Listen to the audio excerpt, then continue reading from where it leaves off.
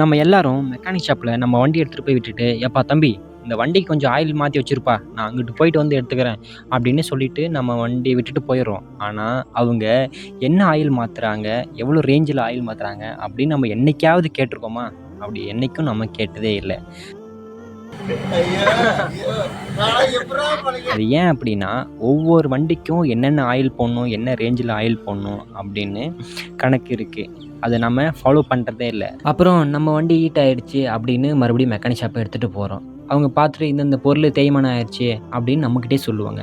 இதெல்லாம் நமக்கு தேவையா? மொத்தமா ஒரு 4 விதமான ஆயில் இருக்கு. அது என்ன அப்படின்னா, மினரல் ஆயில், அப்புறம் செமி சிந்தெடிக், அப்புறம் ஃபுல்லி சிந்தெடிக், அப்புறம் டெக்னோ சிந்தெடிக் அப்படின்னு ஒரு 4 விதமான ஆயில் இருக்கு. மினரல் ஆயில் எதுக்கு எதுக்கு யூஸ் பண்ணுவாங்க அப்படின்னா, 100 சிசி, 110, 125 இதுக்கெல்லாம் யூஸ் பண்ணுவாங்க. செமி சிந்தெடிக் ஆயில் வந்து 150 சிசி, 180, 200 சிசி இதுக்கெல்லாம் வந்து செமி சிந்தெடிக் யூஸ் பண்ணுவாங்க. ஃபுல்லி சிந்தெடிக் எதுக்குன்னா 500 சிசிக்கு யூஸ் பண்ணுவாங்க. அப்புறம் டெக்னோ சிந்தெடிக் எதுக்கு அப்படின்னா 150, 250 அப்புறம் 350 இதுக்கெல்லாம் வந்து டெக்னோ சிந்தெடிக் யூஸ் பண்ணுவாங்க.